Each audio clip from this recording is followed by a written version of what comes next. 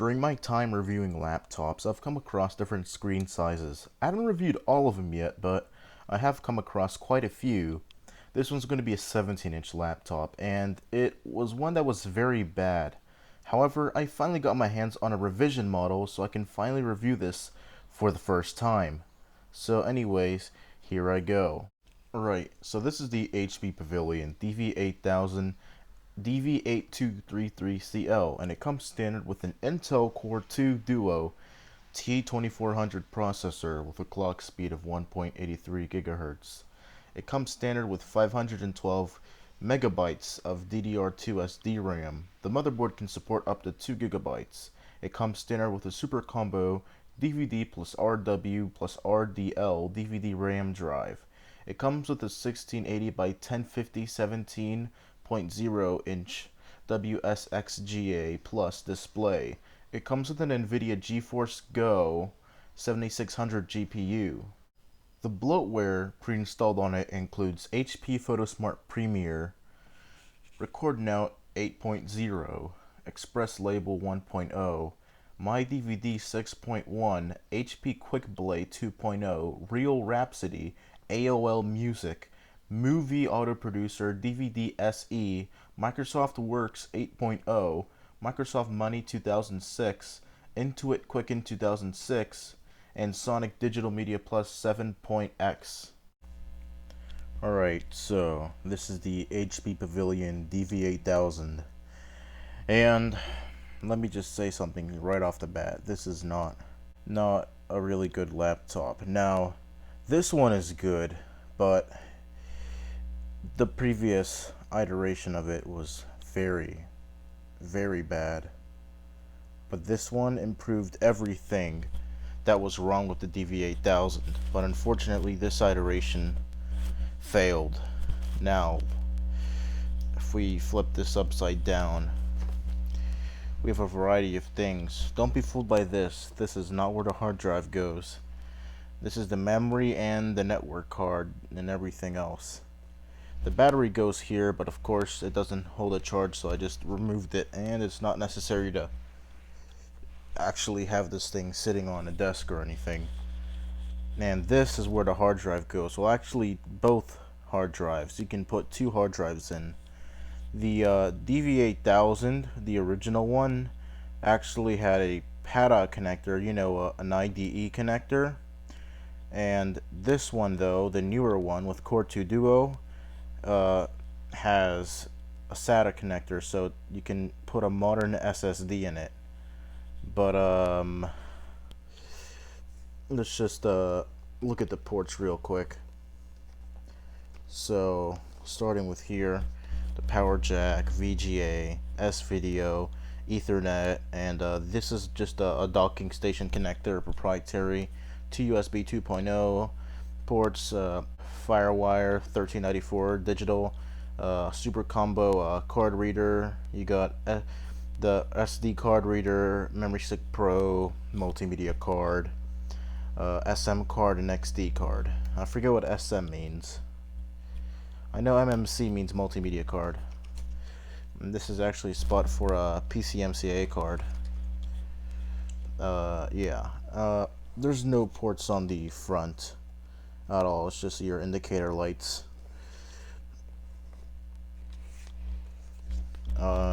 Here's the express card port. You just push this thing out and boom, you can put in an express card. Here's a headphone jack, microphone jack, two USB 2.0 jacks again, and your super combo DVD RW drive. This is a pretty modern and very good, even for the time, especially for the time, DVD drive. I mean, this thing's fully loaded, and nowadays it's really good. On the back we have the Kensington lock that's kind of integrated into the rubber feet, the phone port for dial-up internet, and of course you can open this with the latch here, and behold, this is the Core 2 Duo version. It says designed for Windows XP, of course, Media Center Edition. light scribe, which means you can basically just put labels on, or make labels using the optical drive, and NVIDIA graphics, which makes sense because ATI graphics on 17-inch laptops are extremely bad and defective. And actually here you have the keyboard that was used in pretty much every HP at the time. I mean, hang on, look at this. This is the HP Pavilion dv8000. Now just for a comparison here, same keyboard pretty much, hang on. Same keyboard. The exact same feel too. Same keyboard. Obviously it has a different color though, but you get what I'm trying to say. Yeah, and plus these were actually sold at the same time early on. The AMD Turion version, which was the original one, was sold alongside the dv8000, and yeah, that wasn't good. But after the dv8000 was discontinued in 2007, this thing continued to be produced until 2008, and was sold with the Core 2 Duo. I think they began selling it with the Core 2 Duo in late 2006. I'm not sure, but it didn't get too much sales since they already replaced it with the dv9000, even though it was being sold alongside it. So yeah, it was kind of like a budget 17-inch laptop towards the end. But obviously it has the early DV series design. It looks really cool. The keys are obviously great. HP laptops had great keyboards in the early 2000s and mid 2000s. You do have some status lights here, and also you have some media controls. Quick plate here is just you can play DVDs and CDs without actually loading the operating system. I'm not sure if that works or not. I don't want to try it, but I'm sure they just integrated DVD player technology for that to work, and a more advanced BIOS. Here are some volume controls. This one lowers, this one mutes, and this one raises. I would have liked it better if the lower and raise buttons were in the same place and the mute be either here or over here. It's just a little weird, yeah. You do have a button which accesses the calculator. It's not the number lock button, although that would have been cooler. But no, that just accesses a calculator for some reason. The trackpad is actually a decent size for its size, and it has standalone mouse buttons, which was well, ubiquitous at the time. You do have some weird labels that indicate what the ports are. Yeah, this would have been a much cleaner look if it didn't have those. But yeah, it's HP. You can't get what you want with HP. Oh yeah, and also all DV models had the wireless networking toggle switch here, and it would light up right here in the middle to indicate that wireless networking was turned on. And yeah, that's all it is. Now I have done some research on this model, and I found out that this start button on the ones made in late 2007, right before it was discontinued, actually had the Windows Vista start button. I've seen images of that, but I cannot find any of those for sale on eBay, so I'll have to keep looking, or just find a keyboard. I'm sure there's some keyboards on eBay for this one that have that. It would actually be pretty cool. And since it has an Intel Core 2 Duo, a pretty powerful one at the time, you can install Windows Vista and it'll run perfectly fine. But this thing just runs Windows XP really, really, really fast. I mean, this is a great Windows XP laptop. Okay, so this is where things get interesting. This may look like the other dv8000, but actually this is the original one, the one produced from 2004 or 2005 really to 2000 and early 2006, I'm pretty sure. But here's where the differences start. Okay, so I don't know if you can see here or not, but this is an IDE connector, and this is a pretty heavy cover. You don't actually need hard drive caddies. This actually holds them in place really well, but it does still come with hard drive caddies. Here, hang on. Here is the other dv8000, the newer one with Core 2 Duo.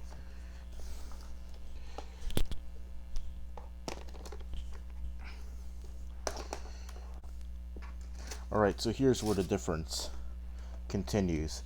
This is temporary, but I do have a hard drive installed. Oh, yeah, that's not supposed to be like that, but I do have a hard drive installed in this one, but this is a SATA connector. As you can see, this is a SATA hard drive, and this is not an adapter. This is how it comes. Just watch. See the difference here? This is SATA and this is PATA. There's no way it's an adapter because they're both sticking out at the same length. But this is the difference. I mean, you can just tell straight away how much of an improvement this one is over the original dv8000. Alright, so with the doors closed, this older one has the iPack-aligned sticker, but this one doesn't because the iPack was already obsolete by 2007 and I guess 2006 too. But the Turion model has the same DVD drive, the same ports and everything, so all I really have to show you is the slight difference. The screen on this one is made by Samsung, while the other one is made by, I really don't know. But I know it's not Samsung on the newer one. But this one has a Samsung display. This one has a different Windows XP sticker, of course, because Windows Vista didn't exist yet. So yeah, there's a difference. This is an AMD Turion sticker, and with ATI graphics, of course, which is why it's defective. And plus, AMD processors require graphics cards all the time, I think. I'm not sure, but these are the differences. Yeah, and plus it doesn't say LightScribe because that wasn't actually promoted back then. I'm not sure if it's a special optical drive feature or if it's just a software thing that programs already existing optical drives. I'm not sure, but yeah, they both have the same keyboard and no differences besides that.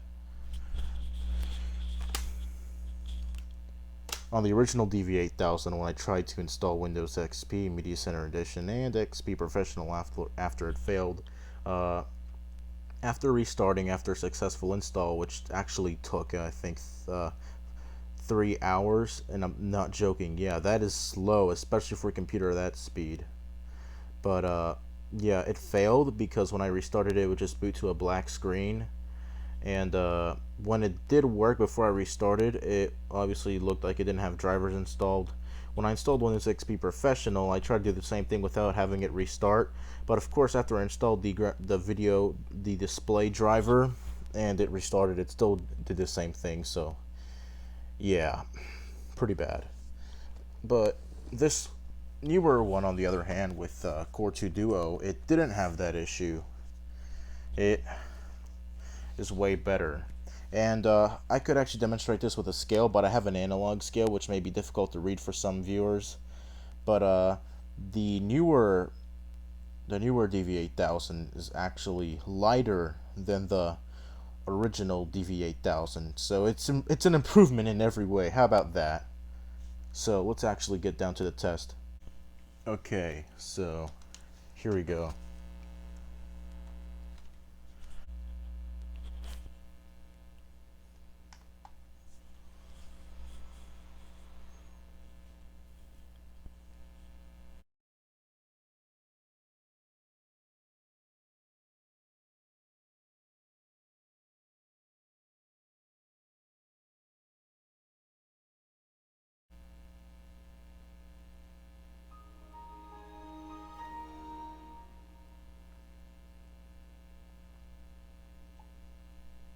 Okay, so I've actually got complaints from some, by some I mean two viewers, about my videos being biased, which is true, and not staying on the point.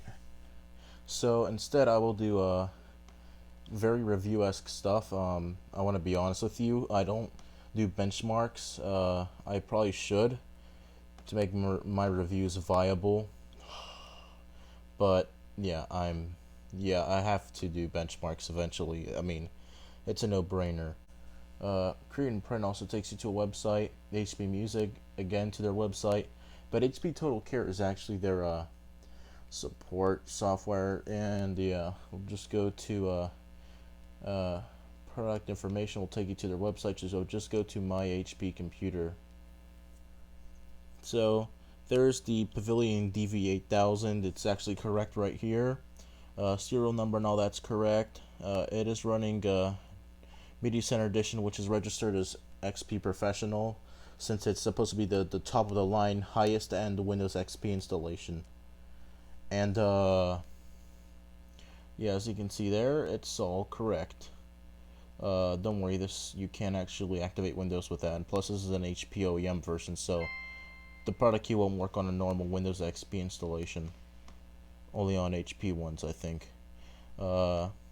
It is correct. This is a Core 2 Duo T2300. So I think it can I don't know how it decrypts this information. I think it has to do with the BIOS communicating with this software or something. But I forget how this works. Actually, try to debug it once to find out how it works and all that. Yeah, this is absolutely correct. I mean, it's listing everything correctly. Yeah. Of course, the hard drive is pretty large, with about 300 gigabytes, but it's barely even used because Windows XP is a pretty light installation for that hard drive, so this thing can handle it like it's nothing, even though it's not an SSD. Oh man, imagine it with an SSD. But yeah, I don't know, I need to go into too much detail here in Total Care. You've probably seen it in my other videos, if you've had enough patience to sit through them. But yeah, I guess Firefox is next. Actually, web browsing with this Core 2 Duo combined with Windows XP is actually making this a really good experience. Definitely usable.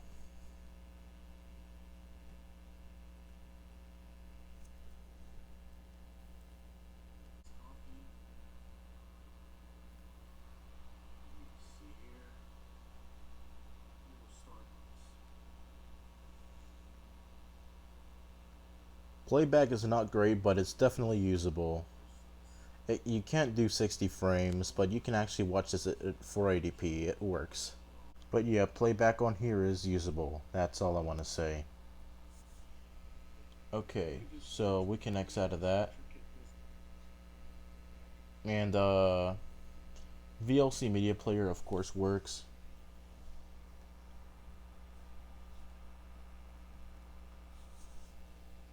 Don't be worried about the fan, it just needs to be replaced. It still works, but it just sounds weird.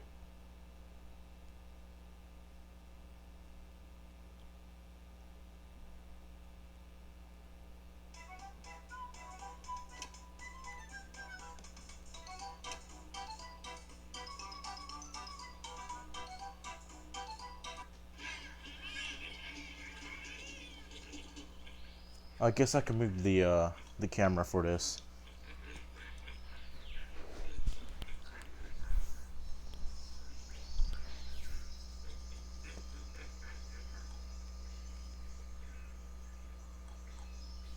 Okay. Yeah, I mean, it's gonna work. Now we're hitting I think 45 frames here, but it's stable.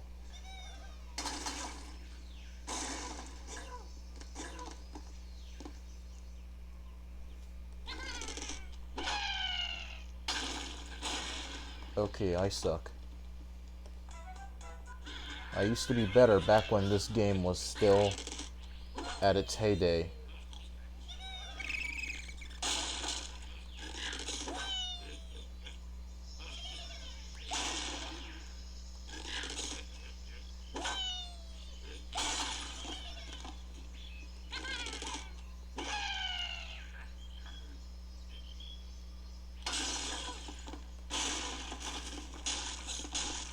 Yeah, no.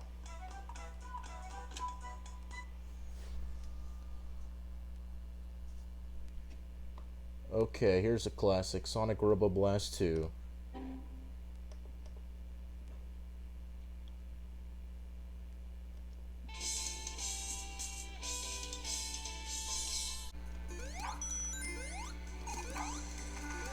What am I doing?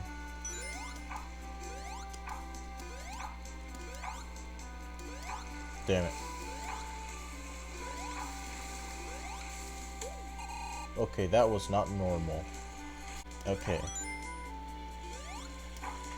No, of course it's not reaching 60 frames, but it is maintaining a stable frame rate. I think this is 40 frames, if I'm not mistaken.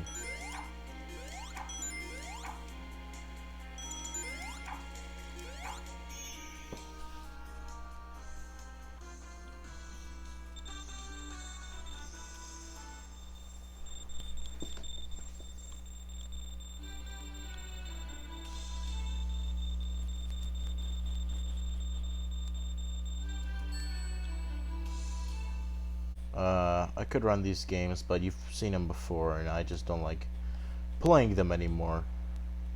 But here's Media Center, and yeah, you can do normal things.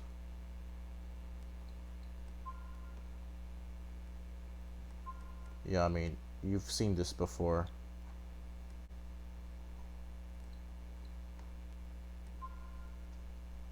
Alright, what else could I show? Uh,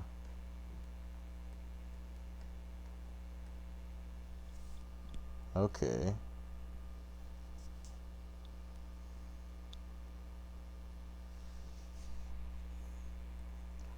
Now here's something weird about Media Center Edition. It never got a Media Player 11 update, so you can't install Windows Media Player 11 on here. Only on Windows XP, Home Edition, and Professional. Even though this is Professional, but still you can't install it on Media Center Edition for some reason.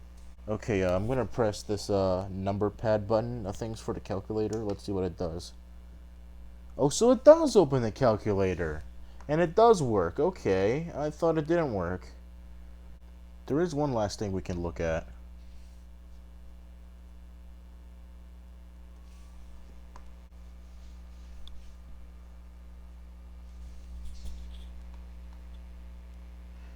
Pretty sure those features are compatible, given how this is a web archive of websites from all time, since mostly the early 2000s, so hp.com. Let's try to find the official page for this thing.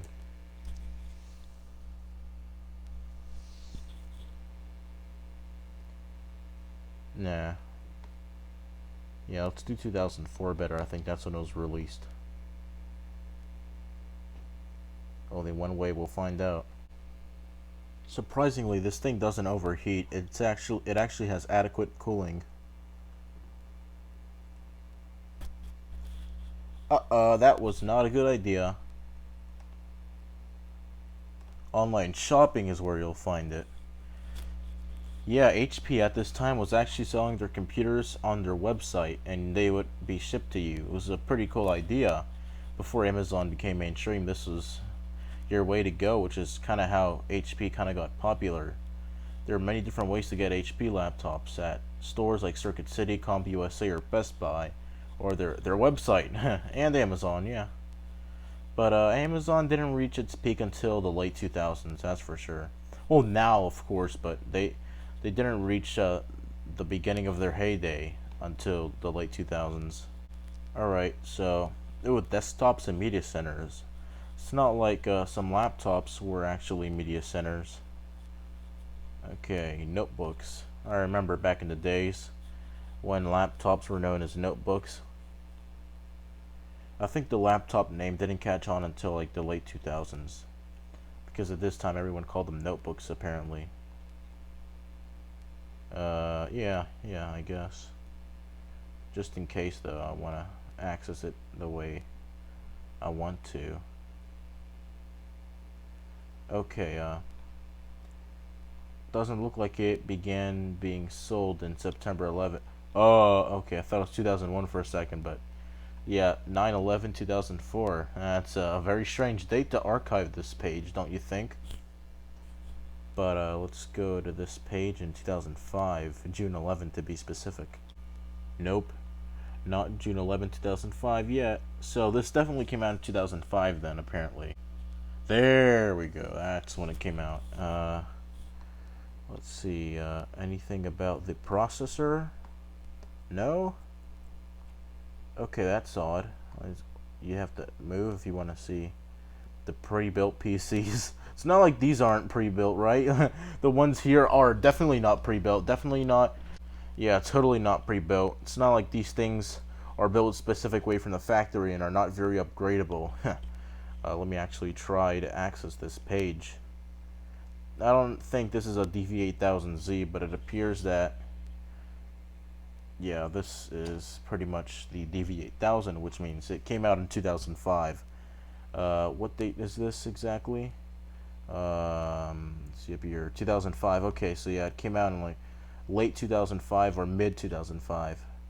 Yeah. Oh, that's the price. Pretty much 1,100 bucks, pretty much, or more, since upgrades or anything you want to add to it, or just tax.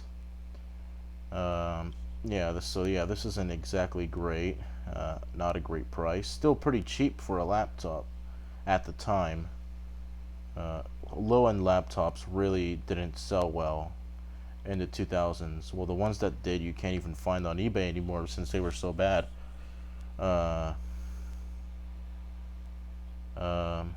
on, does it say anything about the processor? Nah, we'll have to go to specs. Okay, looks like this is not. Yeah.